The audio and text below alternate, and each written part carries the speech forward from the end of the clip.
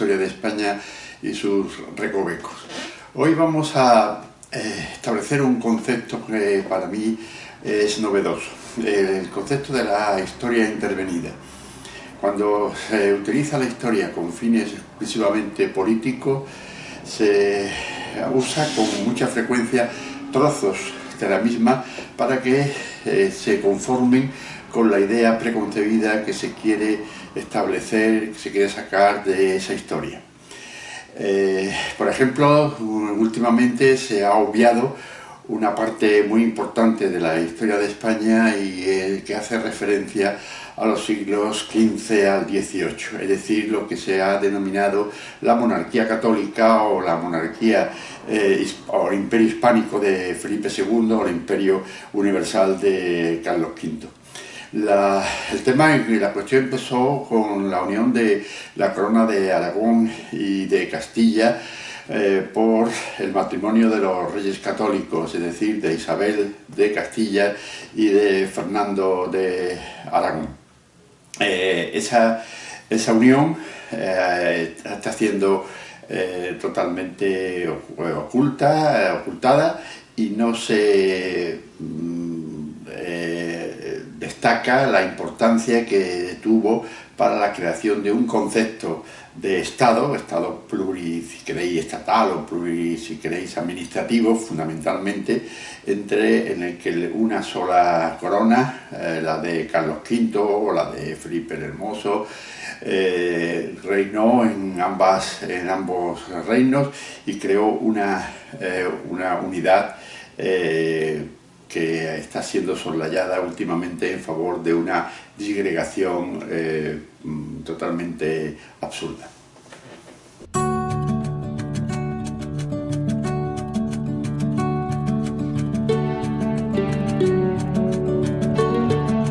El matrimonio de Isabel y Fernando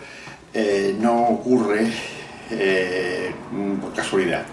como por supuesto tampoco ocurre por casualidad esa unión entre los reinos de Castilla y de Aragón.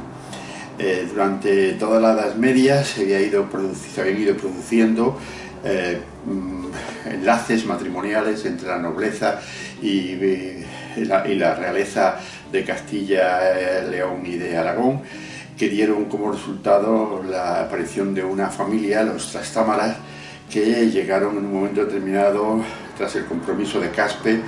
a reinar en ambos reinos, en Aragón y en Castilla. Pero fue la época del rey Juan II de Aragón cuando los aragoneses vieron la necesidad de una alianza con Castilla. La situación andaba revuelta, los catalanes habían apoyado al príncipe de Viana, Carlos de Viana, como sucesor de Juan II, frente a los deseos o a los intereses del rey aragonés, que no veía en el príncipe de Viana un heredero. Cataluña, sin embargo, insistía porque eso beneficiaba a sus intereses y porque el príncipe de Viana, a pesar de haber nacido y de ser de origen navarro, vivía en Cataluña e incluso allí fue hecho prisionero por el propio padre Juan II ante un posible levantamiento de Cataluña contra Aragón. En estas circunstancias en las que se producen estos enfrentamientos y esta situación de desgobiernos en el reino de Aragón, Juan II veía con buenos ojos una unión con Castilla con el fin de fortalecer la monarquía aragonesa. Y esa unión con Castilla vino de la mano de su hijo Fernando II, Fernando el Católico, que contrajo matrimonio en el año 1469 con Isabel la Católica, llamada después Isabel la Católica. Isabel de Trastámara era hermana de Enrique IV y se enfrentaba en esos momentos en una guerra civil contra Juana la Beltraneja, la hija de Enrique IV, que algunos no consideraban heredera del trono de Castilla por ser hija ilegítima del rey castellano. En esa guerra Portugal, fue una guerra ya a nivel de reinos, no a nivel interno de Castilla. Portugal apoya a Juana, a Beltraneja, y Isabel es apoyada por Alfonso, Fernando II, Fernando el Católico, es decir, por Aragón.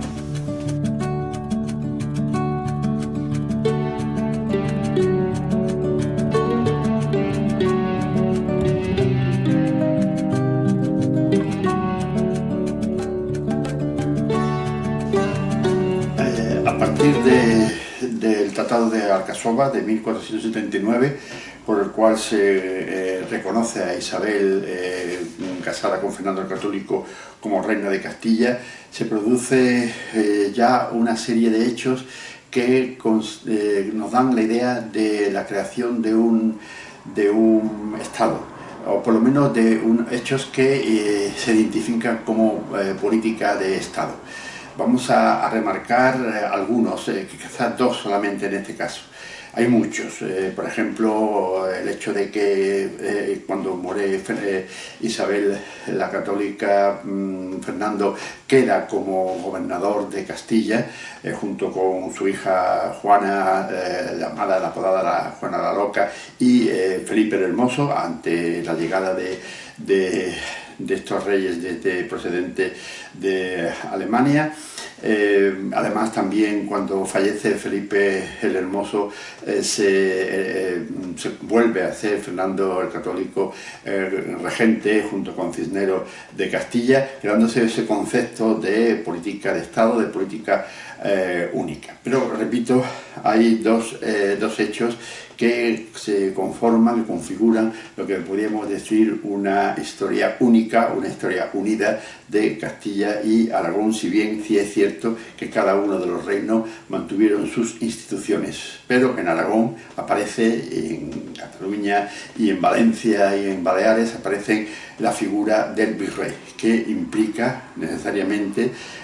la existencia de un rey general para todo el territorio español y un virrey que hace las funciones del rey en aquellos reinos que forman parte de la corona española.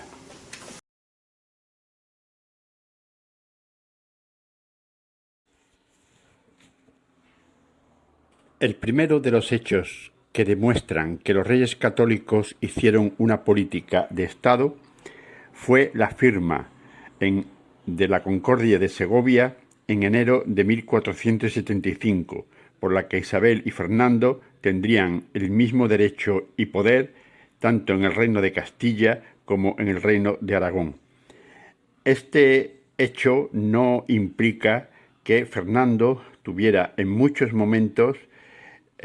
un papel mucho más protagonista en la política española que Isabel la Católica. Por ejemplo, como veremos después, en el tema relacionado con los payeses de remensa,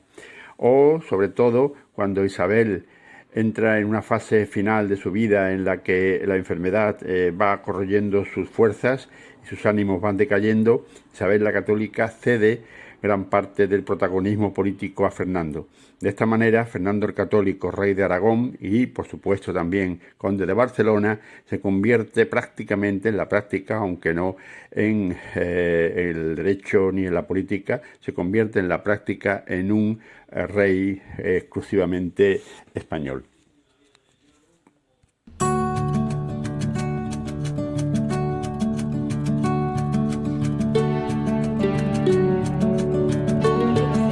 Que demuestran que Fernando el Católico era rey de España y no solo de Aragón, fue la firma el 21 de abril de 1486 de la sentencia arbitral de Guadalupe, que ponía fin a la guerra de remensa. Los payeses de remensa se habían rebelado contra la clase dominante catalana a causa de los abusos que estos cometían contra los campesinos. Esa clase dominante, la nobleza catalana, dueña de las tierras en las que malvivían los payeses, se había opuesto a la mediación del lugarteniente de Fernando, Joan de Margarit, al que consideraban que no era imparcial.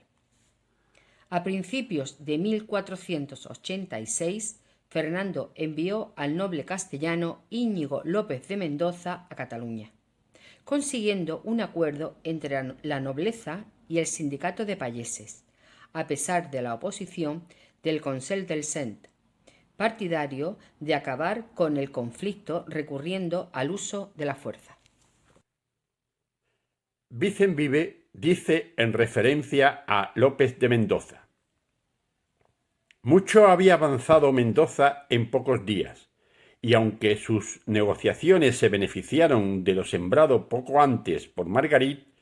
es de justicia reconocer que el noble castellano puso a contribución del éxito un trabajo incansable y una inteligencia expeditiva y desapasionada.